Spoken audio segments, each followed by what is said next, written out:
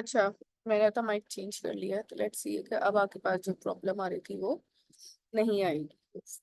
ठीक है।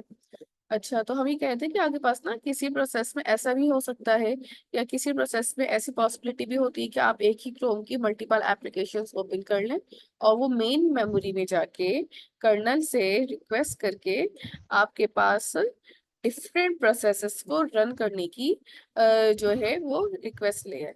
ठीक है। इसी तरह आपके पास ये भी ऑप्शन है कि आप अगर, हो सकता है कि मैं एक ही क्रोम ना ओपन करूं, मैं मल्टीपल एक ही क्रोम में टैब्स ओपन करूं।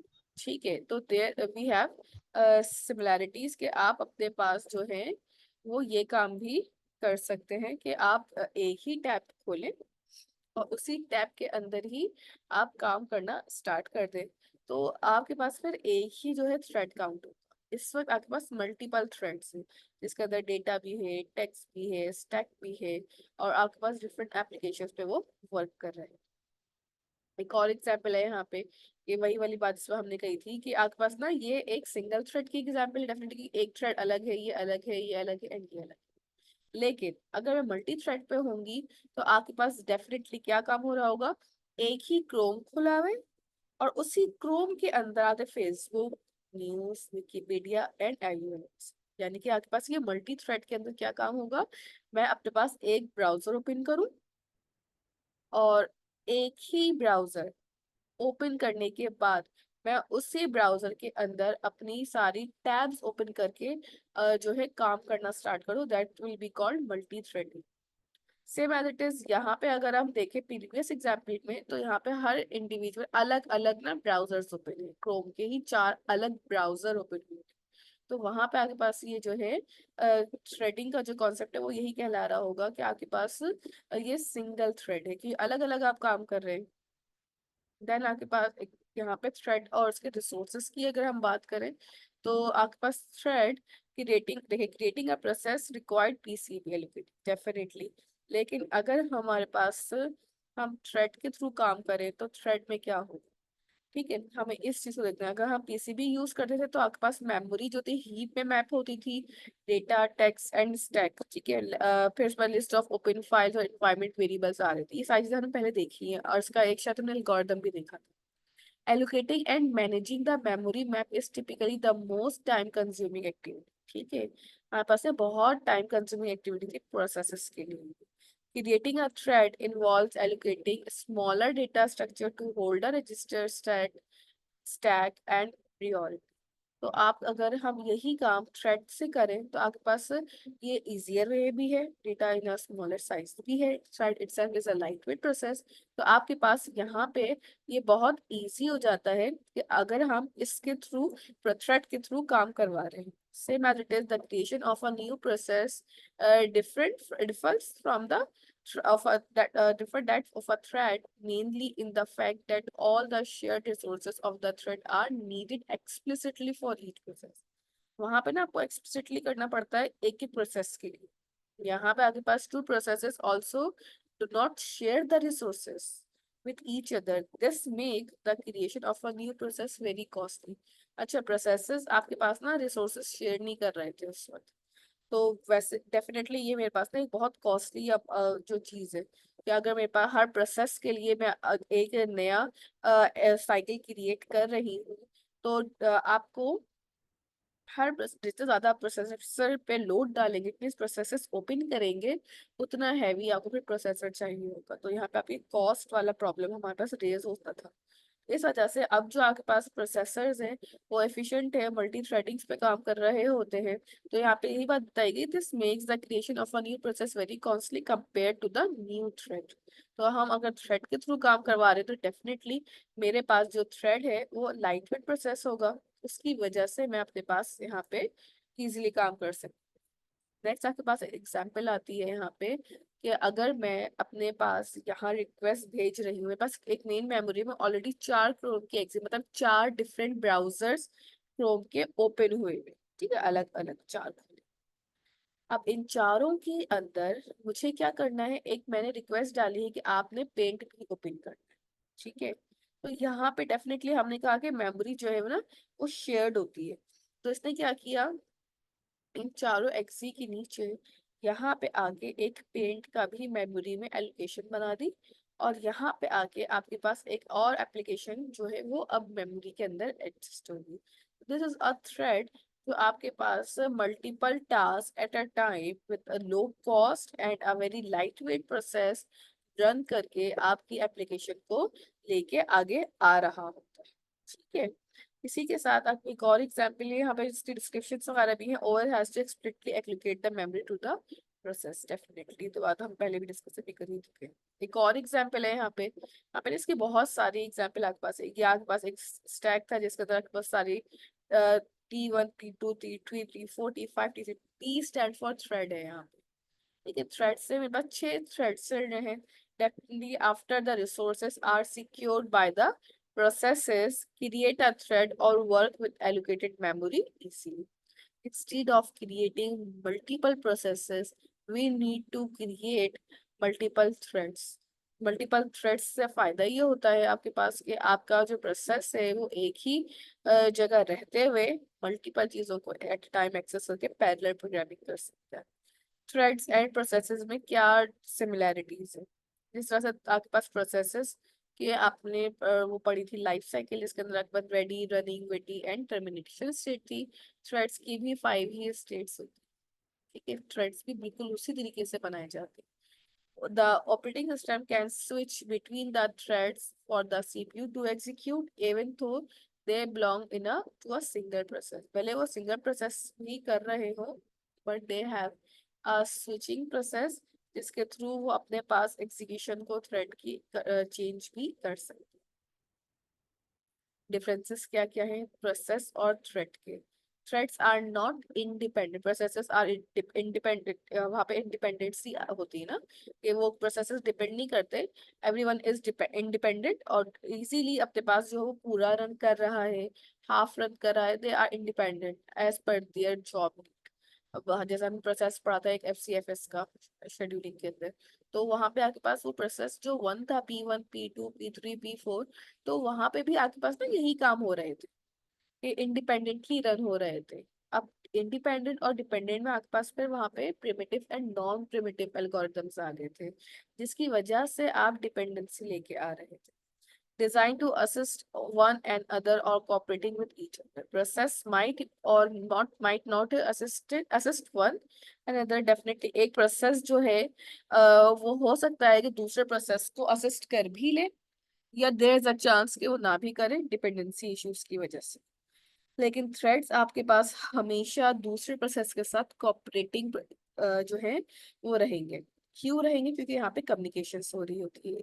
थ्रेड्स स्टार्ट करने से पहले हमने कोऑपरेटिंग प्रोसेसेस को दोबारा से एक रिव्यू किया था। इसीलिए किया था क्योंकि आपके पास कोऑपरेटिंग प्रोसेसेस जो है वो थ्रेड्स के अंदर यूज हो रहे होते हैं। All threads can access every address in the process.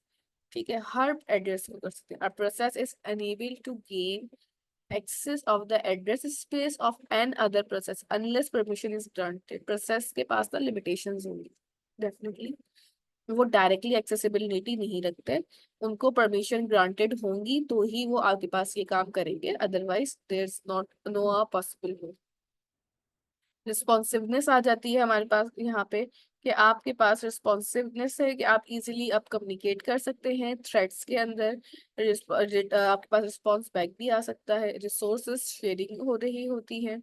Economically आपके पास in terms of processors and processes आपके पास ये थोड़ा इजी वे है। स्केलेबिलिटी के अगर लिहाज से बात की जाए तो आपके पास कैन इजीली इंक्रीज और decrease the number of threads running in parallel and multi processor architecture. आपके पास यहाँ पे इजीली वो खुद से ही पैरेलली आपके जो थ्रेड है वो नंबर इंक्रीज भी कर सकता है, डिपेंड ऑन द प्रोसेस। कितना आप ना ओपन कर रहे हैं एप्लीकेशंस वगैरह को, उतने ही ज्यादा वो थ्रेड्स ओपन करना स्टार्ट करेगा। अदरवाइज जो है वो कम से कम भी थ्रेड्स ओपन करता रहेगा as per your need. It is very कम भी होंगे, ज्यादा भी होंगे। अच्छा, थ्रेड्स की एप्लीकेशंस है हमारे पास। Interactive GUI programmes. अच्छा, हमारे पास GUI प्रोग्राम्स का मतलब क्या है कि आप कौन सी ऐसी UI है जो देखें, कुछ ऐसी यूआई होती है जो हम बार बार यूज कर रहे होते हैं, बार बार उनको ओपन करना होता है 2-3 टैब्स पे, या 2-3 दफा अलग अलग, जैसे वीएस की 2-3 एप्लीकेशन ओपन कर ली आपने, पेंट 2-3 दफा ओपन कर लिए, 2-3 मतलब एट टाइम आपने ओपन करके रखा हुआ है। तो इस टाइप की मल्टीपल यूआई इंटरेक्शन आप कर सकते हैं। Most of the interactive GUI programs, let's suppose user can continue to interact with the program while the program is doing something else in the background। हमारे पास इंटरेक्शन इस तरह से भी हो सकती है कि आपके पास मल्टीपल यूजर्स जो है इंटरेक्ट कर रहे हो, भले मैं उसको यूज ना कर हूँ करूँ, एक वक्त में एक ही एप्लीकेशन यूज करूँ, बट ओपन तो है, इंटरेक्शन तो है। वर्ड प्रोसेसर प्रेग्नेंट है, वर्ड, आप वर्ड पैड ले लें या सिंपल वर्ड भी ले सकते हैं माइक्रोसॉफ्ट का जो है। displaying graphics, reading in keystroke from the user, perform spelling and grammatical mistake या grammatical check in background। मतलब कि मैं आपके पास एक टेक्स्ट या पैराग्राफ टाइप कर रही हूँ, और उस पैराग्राफ को टाइपिंग करने में ही आपके पास कीवर्ड्स चेक हो रहे होंगे, कोई स्पेलिंग है, कोई ग्रामेटिकल मिस्टेक है, कोई सारी चीजें। ग्रामेटिकल मिस्टेक और स्पेलिंग चेक आप फोर्सफुली करवाते नहीं है चेक। आप चाहें तो ऑप्शन से यूज कर सकते हैं कि मैं चेक करके बता दो, but automatically it is giving you a suggestion there is a mistake in the code या there is a mistake in the paragraph. तो आपको वहां से ऑटोमेटिकली पता चल रहा हो। ब्राउजर के अंदर आपके पास मल्टीपल, आप खोलते हैं downloading files, loading videos, handling the interaction. मैं एक IULMS को लॉगिन कर रही हूँ, साथ में मेरे पास कुछ फाइल्स डाउनलोड पे लगी हुई हैं, और एक वीडियो जो है लोड हो रही है ऑनलाइन स्ट्रीमिंग की। तो डेफिनेटली ये मल्टीपल टास्क है, मल्टीपल थ्रेड्स हैं मेरे पास जो इस वक्त जनरेट हो रहे हैं। ठीक है, at a time they all are running, although मैं सबको एक साथ यूज नहीं कर सकती, because at a time we can use only a one skill. तो ये बाकी के प्रोसेसेस जो है बैक एंड पे रन हो रहे होंगे। तो ये प्रोसेसेस जो रन हो रहे हैं, हम इनको प्रोसेसेस के फॉर्म में नहीं दे रहे, हम इनको थ्रेड की फॉर्म में लेके काम करेंगे। तो थ्रेड आपके पास ज्यादा इजियर है, लाइट होगा, तो आपका काम भी जल्दी होगा, प्रोसेसिंग भी फास्ट होगी, और साथ में आपकी एप्लीकेशन जो आपको कहते हैं कि स्लो हो रही है, वो भी होना कम हो जाएगी। ठीक है, चैलेंजेस क्या क्या है? सबसे बड़ा चैलेंज आपके पास यहाँ पे आएगा एक्टिविटीज को डिवाइड करना। दूसरा चैलेंज है आपके पास बैलेंस, और तीसरा चैलेंज है डेटा स्प्लिटिंग। पहला टास्क आपके पास है डिवाइडिंग एक्टिविटी, और लास्ट आपके पास है डेटा स्प्लिटिंग। अच्छा, इन दोनों में फर्क है, पहले तो हम इस चीज को ना क्लियर कर लें। एक्टिविटीज का मतलब ये है कि आप एप्लीकेशन जो भी है, examining the application to identify the area that can be divided into separate या कॉन्करेंट टास्क। हमारे पास एप्लीकेशन के अंदर जो आपके पास आप काम कर रहे हैं, उनको आपने डिवाइड करनी है एक्टिविटीज। अगर हम डेटा स्प्लिटिंग की बात करते हैं, तो सिमिलर डिवाइडिंग टास्क जो आप ऊपर से करते हुए आ रहे हैं, the data accessed and manipulated by the task must be divided to run और अनदर प्रोसेसिंग कोड। यहाँ पे ना आपके पास दोनों में फर्क ये होगा कि डिवाइडिंग एक्टिविटी में हम मल्टीपल टास्क को, अपने पास मल्टीपल एप्लीकेशन पे हम काम कर रहे हैं, हम उनको डिवाइड कर सकते हैं। ठीक है, कि आप एट अ टाइम एक ही स्क्रीन यूज कर रहे हैं, तो आप उन एक्टिविटीज को डिवाइड कर दें, या आप स्पेसिफिकली जिस पे आप काम कर रहे हैं, आप उस एक्टिविटी को रख लें सामने, और बाकी को थ्रेड के ऊपर लगा दें, ताकि वो प्रोसेसिंग चलती रहे। डेटा स्प्लिटिंग में क्या होगा कि आपके जो डेटा एक्सेस जो आप कर रहे हैं, या आप जो डेटा या जिस डेटा से भी आप काम कर रहे हैं, उसको रन करके चला के, या आप डाउनलोडिंग फाइल्स भी इसमें ले सकते हैं, या फिर आपके पास जो फाइल डाउनलोड हो रही है, वो भी एक डेटा स्प्लिटिंग में आ सकती है। वो ऐसा है कि आपके पास एक फाइल है, आप उसको एक जगह यूज कर रहे हैं, दूसरी जगह पे भी आप उस फाइल को यूज कर रहे हो, आपको डेटा जो स्प्लिट हो रहा है। या आप इसकी एग्जाम्पल ले लें, ऑनलाइन आप ड्राइव पे वर्ड की कोई फाइल शेयर करते, सॉरी, मैं वर्ड की मैं वर्ड की ऑनलाइन एक फाइल शेयर कर दूं, शेयरेबल लिंक बना के, और आपसे कहूँ कि आप सब ने इस फाइल में डेटा अपलोड करना। तो there is also a chance कि डेटा मेरा यहाँ पे भी स्प्लिट हो रहा है, कुछ डेटा कहीं और से आ रहा है मेरे पास, कहीं कुछ डेटा मेरे पास कुछ कहीं और से आ रहा है, कुछ रामील की तरफ से आ रहा है, कुछ शामिल की तरफ से आ रहा है, कुछ एमन की तरफ से आया है, कुछ एनजीओ की तरफ से आ रहा होगा। तो यहाँ पे भी डेटा स्प्लिट फॉर्म में मेरे पास आ रहा है।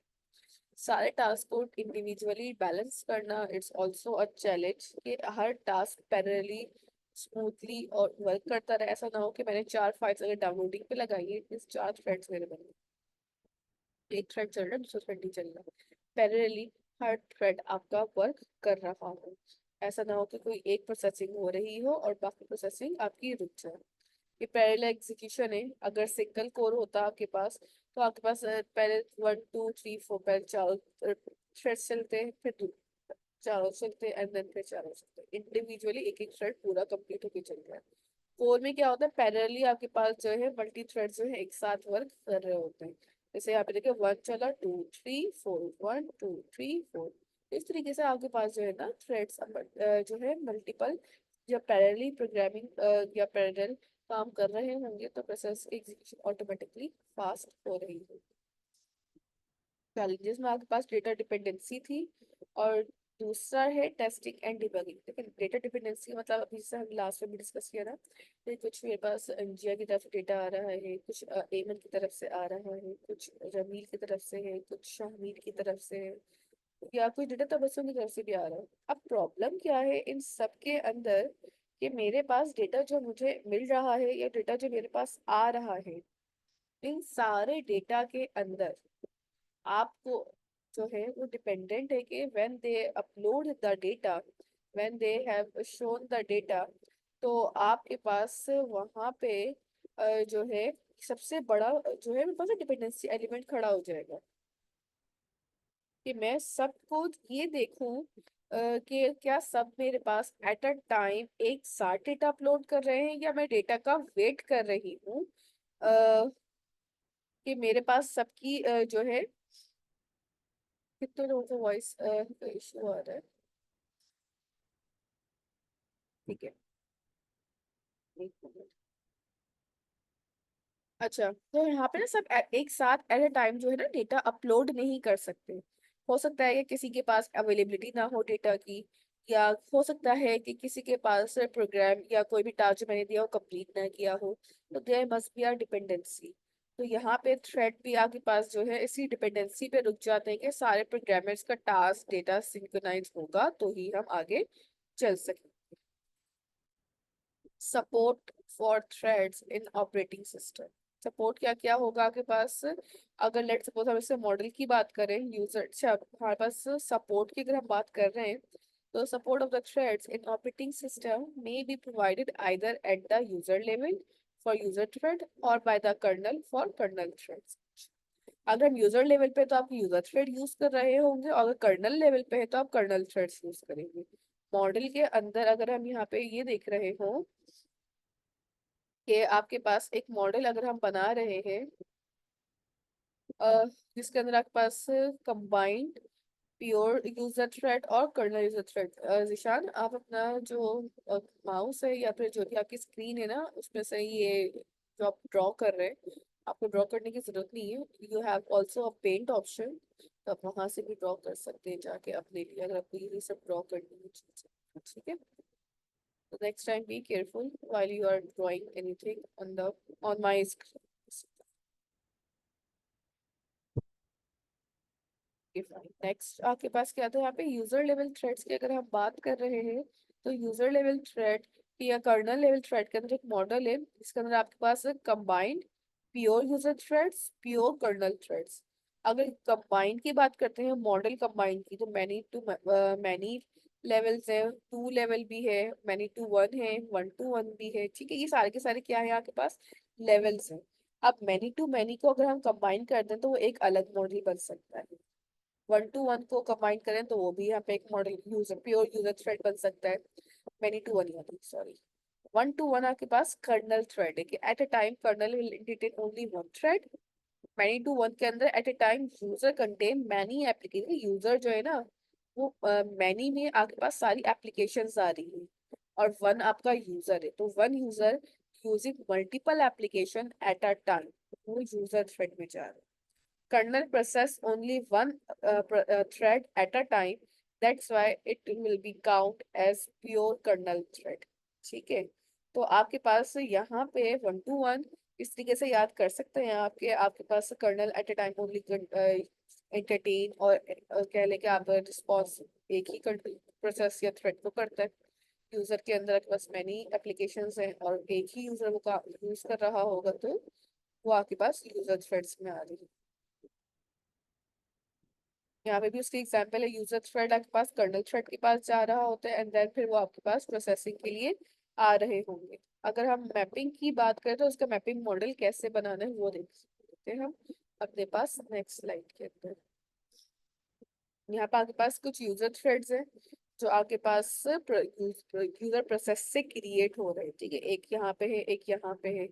ये सारे प्रोसेस जो आपने क्रिएट किए हैं डेफिनेटली इनका कोई ना कोई यूजर जो है थ्रेड्स क्रिएट करके डेफिनेटली किस लिए क्रिएट करता है, कोई ना कोई काम होता है या कोई ना कोई एक्टिविटी होती है जिसके लिए वो टास्क जो है वो क्रिएट कर रहा होता है। तो डेफिनेटली यहाँ पे आपके पास कोई ना कोई टास्क होगा, ठीक है। यहाँ से ना आपके पास कोई ना कोई टास्क आ रहा होगा जिस टास्क के थ्रू वो कर्नल के पास जाएगा and kernel will fetch the task और जो भी आपकी रिक्वेस्ट है उसको सीपीयू से लेकर आएगा। तो ये छोटा सा एक सपोर्टेड थ्रेड का कि यूजर से आपके पास एज अ थ्रेड फॉर्म वो सारे प्रोसेसेस को लेगा, ठीक है। सारी आपके पास जो भी इंस्ट्रक्शन है एग्जीक्यूशन की वो लेगा और उसके बाद इन सबको इंडिविजुअली इस तरह से सीपीयू के पास लेके वन बाय वन जाके उसको फैच करवा लेगा। अच्छा, अभी प्रीवियसली जैसा हम पढ़ रहे थे ना, यूजर लेवल थ्रेड है, कर्नल थ्रेड है या मल्टी थ्रेड है, तो ये सारी की सारी ना कर्नल की टाइप्स होती है। यूजर लेवल थ्रेड्स की अगर हम बात करें तो यूजर लेवल थ्रेड्स जो है ना वो प्राइमरी हमने यूजर का जो है प्रोसेस तो देख ही लिया है किस तरह से हो रहा होता है। अच्छा, फिर मीटिंग एंड होने वाली है तो आप न्यू मीटिंग का जो लिंक है वो सेम ही रहेगा, चेंज नहीं होता। अच्छा, तो हम यहीं से ज्वाइन कर सकते हैं। अभी हमारे पास टाइम है 5 मिनट्स, तो हम इसी को कंटिन्यू करेंगे। तो यहाँ पे आपके पास है कुछ प्राइमरी ऑपरेशन है थ्रेड लाइब्रेरीज के, पोसिक्स है, विंडोज थ्रेड है, जावा थ्रेड्स है।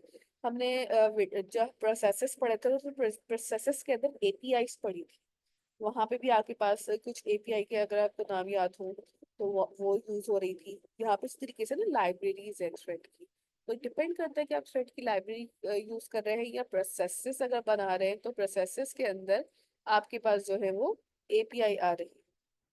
अच्छा, यहाँ पे टाइप्स है थ्रेड्स की, कर्नल लेवल थ्रेड है, दूसरा आपके पास जो है यहाँ पे यूजर लेवल थ्रेड था, ठीक है। ये तो हम डिस्कस कर ही चुके हैं।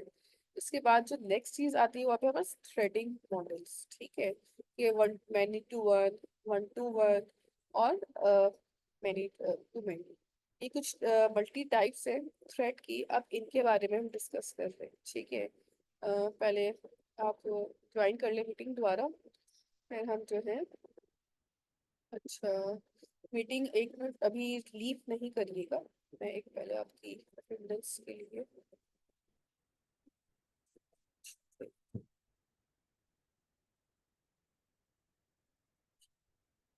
अच्छा, हम अपने पास ना न्यू मीटिंग क्रिएट कर रहे हैं, उसके बाद फिर हम जो है फर्दर वहाँ से और कंटिन्यू करना स्टार्ट करें, ठीक है। आप फिर ज्वाइन कर लें लिंक से।